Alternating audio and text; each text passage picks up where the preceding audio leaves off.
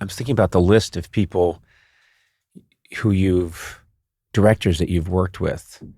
And it's it's Coppola, Scorsese, help me out here. There's a lot. There's Eastwood, Spielberg. Clint, Chris Nolan. And the one I'm most interested in kind of is, they're all iconic directors and amazing, but I don't have a sense of what Eastwood would be like as a director. I've always heard it was like one take, or he's quick.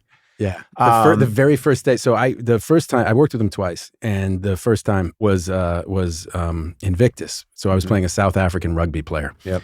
And that's a really tough accent to do. So I spent 6 months. There's this great dialect coach named Tim Monick, very famous in our world. And he's wonderful. And I've known him for a very long time. And Tim would come. I was living in Miami at the time, and he would come, and I had a little office over the garage, and he would come in from 9 to 5, Monday through Friday. We would work on this accent because South Africans speak English. It's like their tongue does the exact opposite thing that ours. Like if I say, "I'll be right back," if you say it and you think about what your tongue's doing, they say, "I'll be right back." Oh yeah, okay. And you go, "What the fuck just happened in my mouth?" Right? Yeah. So it's very hard to do. This is why you're an actor and I am not. But we took it was a lot of work and fun and great. And I showed up and I'm ready. It's like my chance to work with, one of my heroes. And the very first take, I did it. And meanwhile, I've done this so many thousands of times. I have, a number of different ways that I'm thinking of maybe doing the scene. So he goes, "Cut, Brent, move on." And I go, hang on. Boss, I want to do another one. I mean, I wasn't even in costume. That was the first one. Like, you want to do it. And he goes, "Why? You want to waste everybody's time?" Oh my God. And I went, "No, I guess we're moving on." And it was one take. He was holding a gun.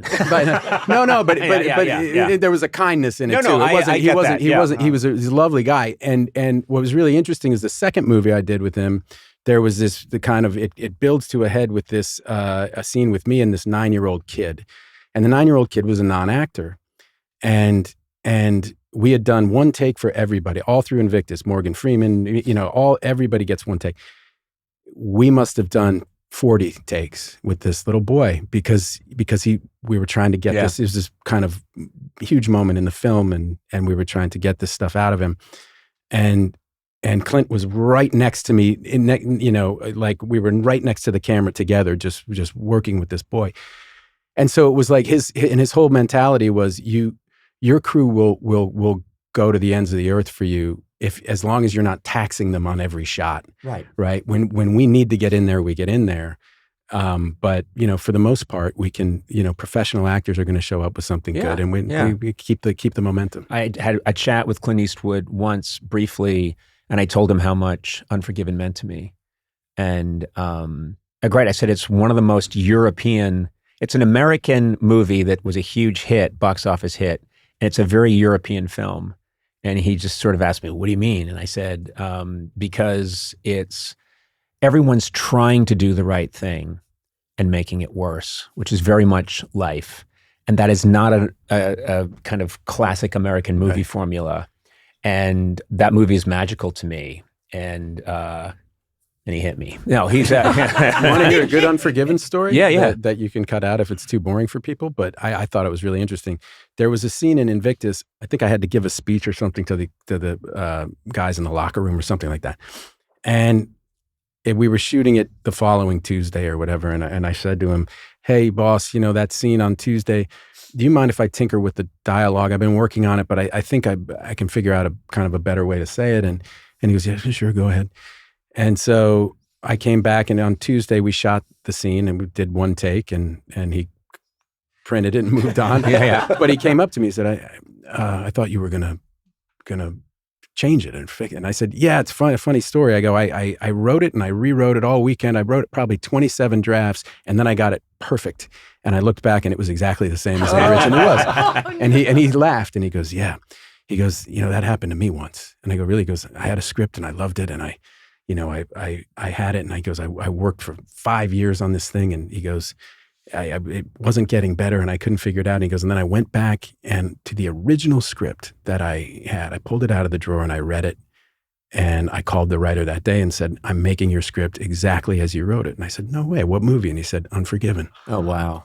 Yeah. Well, it's all there on the page. I mean, I've looked at the script. It's all there on the page. Yeah. And But it's sometimes we get in that headspace where we go, I bet I could, you know, it would be, you know what I mean? And then, of course, but it was a great lesson in kind of returning to what attracted you to it in the first place, right?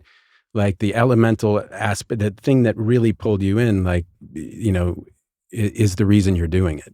And so too much tinkering, you can kind of get away from that. Yes, you can. Yeah. It's, this is really stupid, but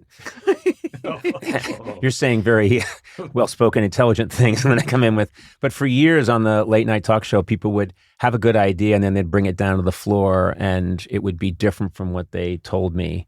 And they would say, yeah, I started thinking about it. And I would always say, when you overthink, you start to stink.